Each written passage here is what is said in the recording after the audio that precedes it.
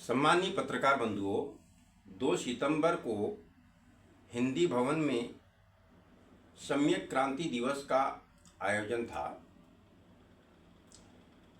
और उस आयोजन के दिन आगामी 19 नवंबर को इंदिरा गांधी की 108वीं जयंती का राष्ट्रव्यापी समारोह भोपाल में आयोजित होना है।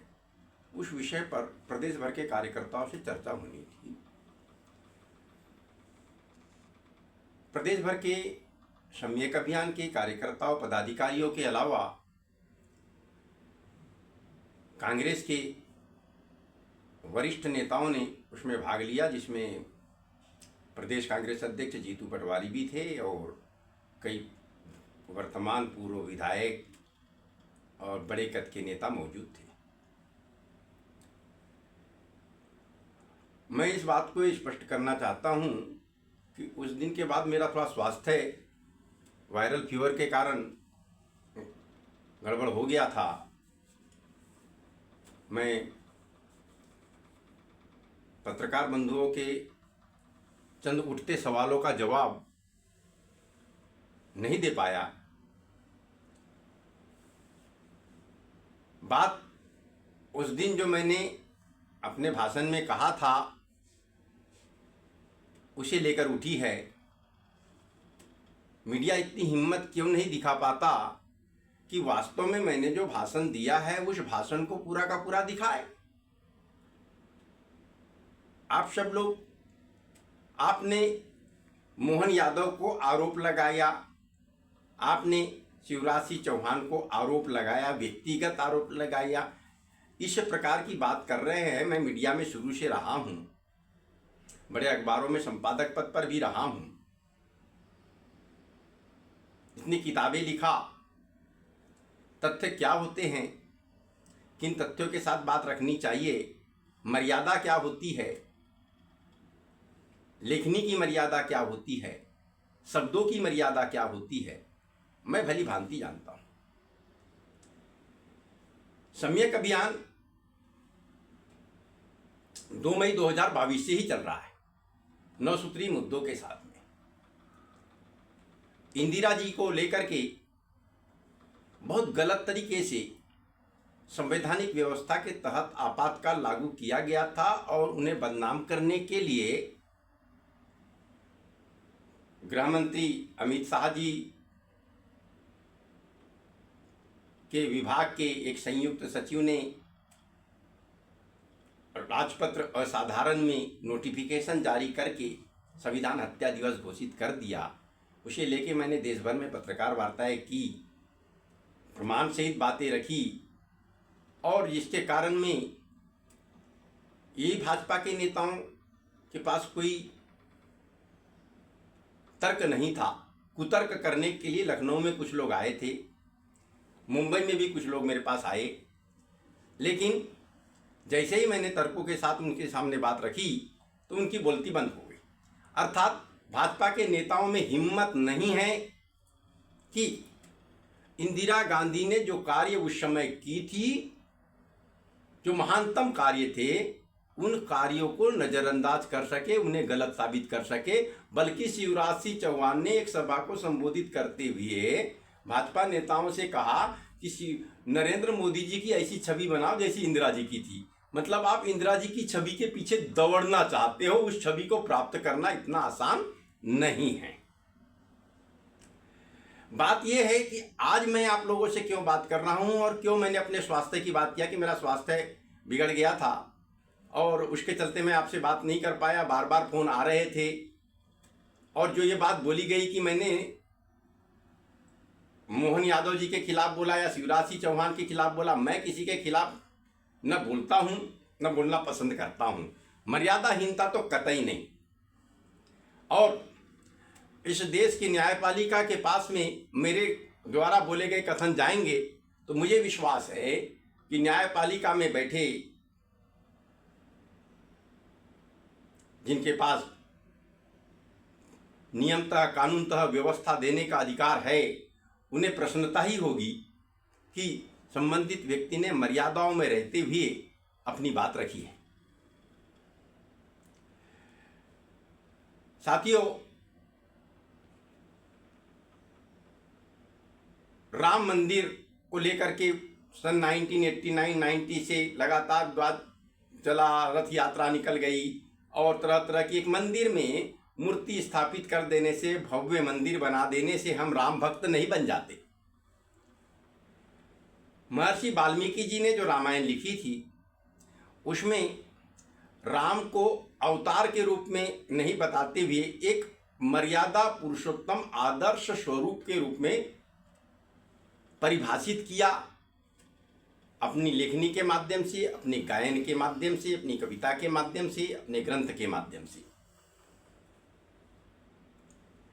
आज भी मैंने बारीकी से अध्ययन किया है। राम को पूरे विश्व में सबसे अधिक किताबें उन पर लिखी गई है। तो मर्यादा पुरुषोत्तम आदर्श राजा के रूप में, आदर्श कोई साधारण शब्द नहीं है, मैं बार बार कहता हूं, आदर्श ही ईश्वर है, परमादर्श ही परमेश्वर का स्वरूप है। तो मैं तो ये कहता हूं कि अयोध्यापति श्री राम ने आदर्श की भी सीमा को पार करते हुए परमादर्श को प्राप्त कर लिया था। जरा आप सोचिए, वे गुप्तचरों को भेजते थे कि उनके राज्य में कोई दुखी तो नहीं है, पता लगाओ। राजा के बारे में लोगों की टिप्पणी क्या है, ये पता लगाओ। और जब उन्हें पता चलता कि किसी इस निर्णय के कारण लोग दुखी हैं या राजा को गलत निरूपित कर रहे हैं, तो तत्काल उसमें सुधार कर देते थे। उस समय अयोध्यापति श्री राम अपने गुप्तचरों के माध्यम से यह पता लगवा रहे थे कि उनके राज्य में कोई दुखी तो नहीं है। मैं तो कहता हूं, आज के दौर में चाहे प्रदेश के मुख्यमंत्री हो, चाहे प्रधानमंत्री हो, ये ऐसे गुप्तचर भेज दे, मुख्यमंत्री जी भेज दे, गुप्तचर भेजे और पता लगाए अपने राज्य में वह दुखी कौन है, ये पता मत लगाए अपने गुप्तचरों से। अपने गुप्तचरों से यह पता लगाए कि उनके राज्य में कोई सुखी तो नहीं है। तो मुझे लगता है उनकी शासन प्रणाली से सुखी होने वाले व्यक्ति को ढूंढना कठिन हो जाएगा, दुखी की तो बात अलग है। यह बड़ी विचित्र स्थिति है। अब आई बात कि मैंने इन दोनों पर भ्रष्टाचार के आरोप लगाए, बिल्कुल नहीं। मैं उज्जैन गया था।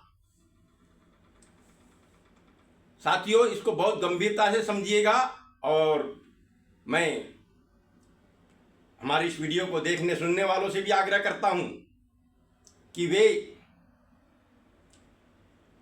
इसको निरपेक्ष भाव से देखें, चिंतन करे, मनन करे, सम्यक विकास नवक्रांति की ओर बढ़े। सरकार का पैसा किसी के बाप का नहीं, आपका है। इस बात को आपको याद रखना चाहिए। मैं उज्जैन गया था किसी काम से, वहां से निकला तो मन ही मन मुझे बड़ा दुख हुआ। दुख होता है मुझे। मैं अन्य मीडिया के लोगों जैसे किसी को भी क्रिटिसाइज नहीं करता, अचानक किसी के बारे में अपमानजनक शब्दों का प्रयोग नहीं करता, मुझे पसंद नहीं है, और किसी पर भी अनावश्यक आरोप प्रत्यारोप के पक्ष में नहीं रहता।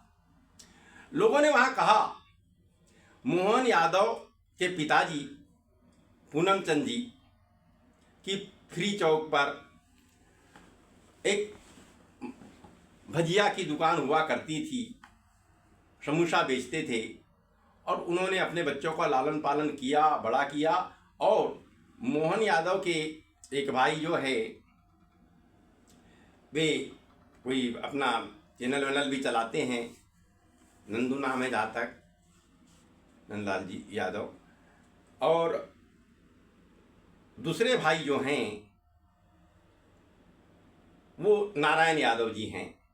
नारायण यादव जी के बारे में कहा जाता है, बताते हैं लोग, कि बहुत ही भले व्यक्ति हैं और उन्होंने अपने क्षेत्र के लोगों के बीच में जाके काम किया, और उन्हीं के कार्यों के कारण मोहन यादव को चुनाव जीतने में सफलता मिली। और बात ये भी नहीं कि परिवार में कोई मतभेद हो।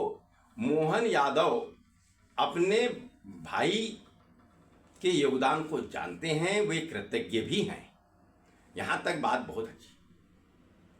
लेकिन लोगों ने बोला कि मुख्यमंत्री बनने के बाद में हजारों एकड़ जमीन उन्होंने खरीद लिया है बेनामी कई लोगों के नाम पर। रेत का कारोबार सिर्फ उन्हीं के माध्यम से चलता है। और मध्य प्रदेश से गुजरात आजकल शराब जाती है, गुजरात में शराब बंदी है, लेकिन गुजरात में शराब की कमी नहीं है, मध्य प्रदेश से वहां जाती है। और लोग तो ऐसे तरीके से बात बताते हैं जैसे मध्य प्रदेश सरकार गुजरात को ही शराब बेचने का काम करती है। जांच का विषय है, गंभीर विषय है, चिंतन का विषय है, परेशानी का विषय है।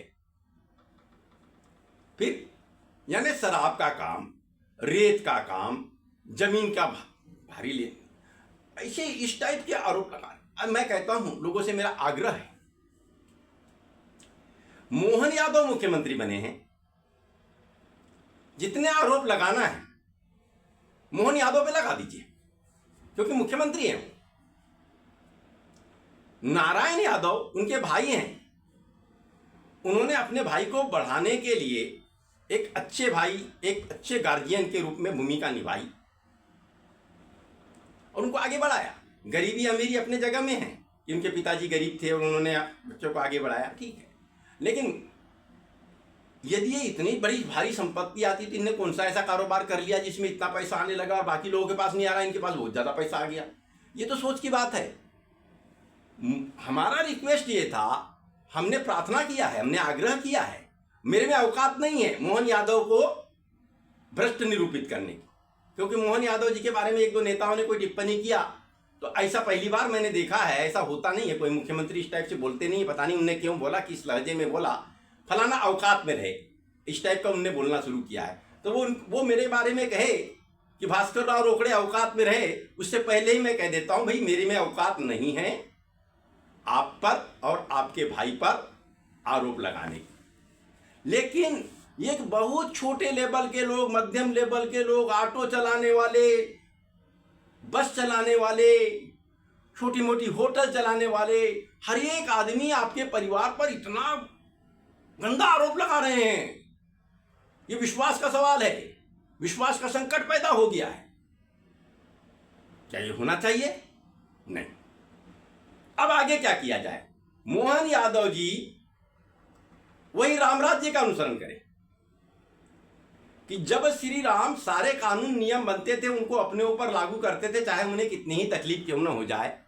और एक सिरफिरे व्यक्ति ने गुप्तचर के सामने में बोल दिया, सीता माता को लेके गलत टिप्पणी कर दिया और सबसे प्रिय होते हुए भी उन्होंने सीता माता का त्याग कर दिया, क्योंकि राज्य के आदर्श स्वरूप को बनाए रखना था। राम से बड़ा रामादर्श माना जाता है और रामादर्श को हम किनारे नहीं कर सकते।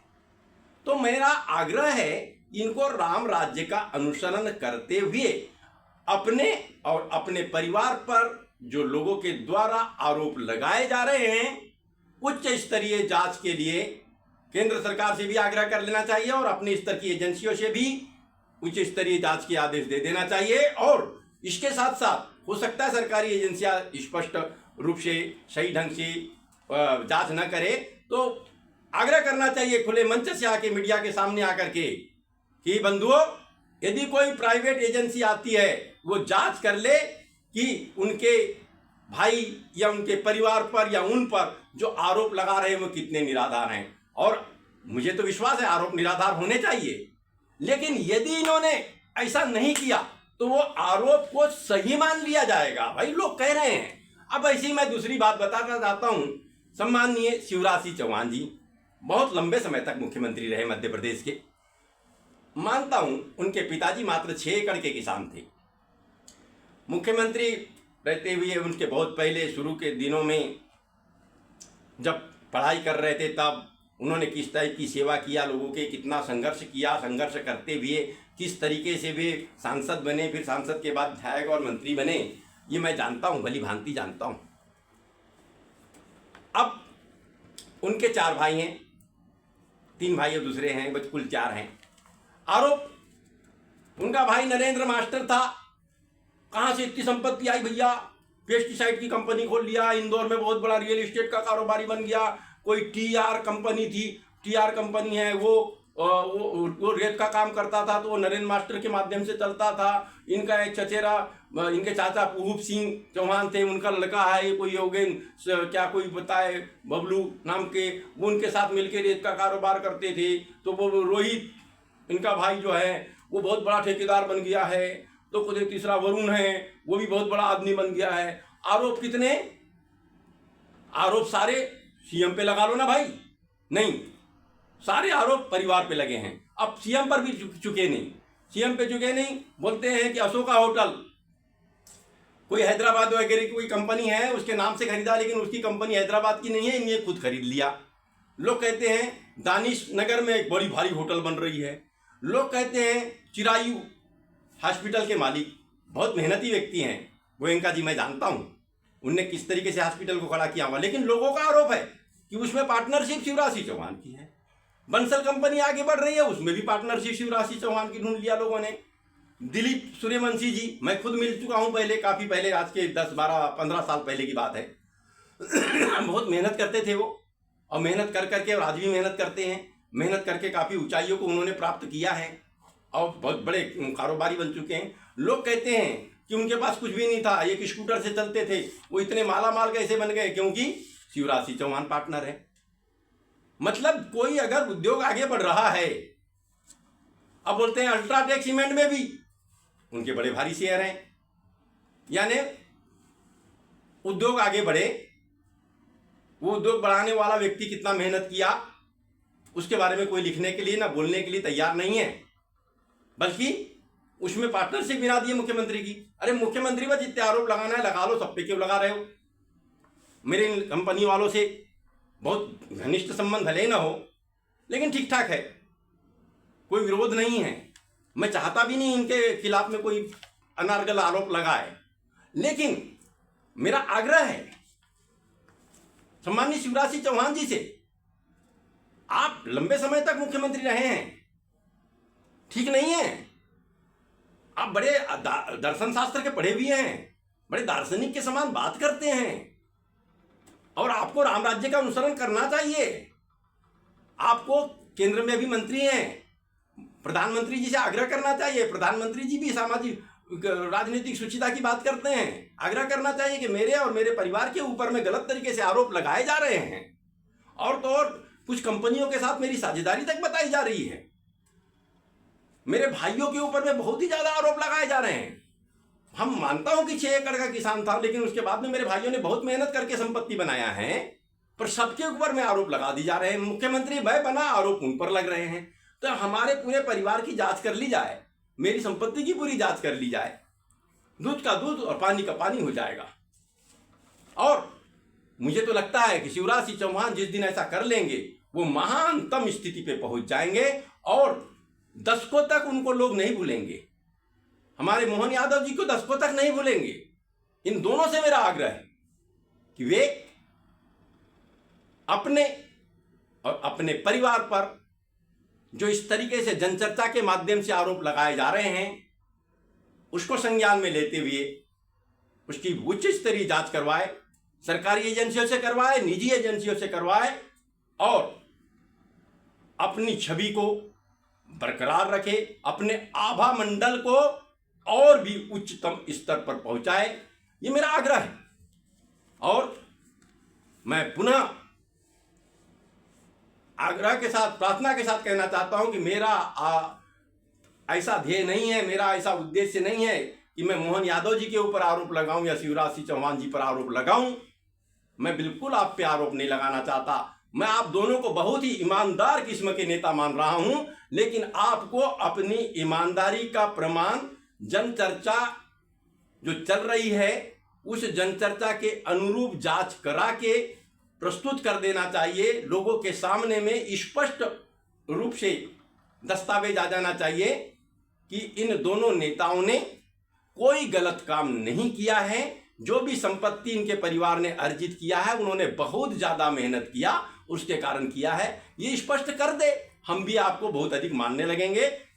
इन्हीं शब्दों के साथ मैं अपनी आज की बात पर विराम दे रहा हूं और पत्रकार बंधुओं, मैं आपसे आग्रह करता हूं कि बातों का आशय समझे, अनावश्यक रूप से किसी भी बात को लेकर तिल का तार न बनाए कि मैं किसी कंपनी पर या किसी व्यक्ति पर आरोप लगा रहा हूं, बल्कि उन पर लगते हुए आरोपों से दुखी होकर के उस पर निष्पक्ष जांच कराते हुए राम राज्य की पवित्र धारा को पुनः स्थापित करना चाहता हूं। धन्यवाद।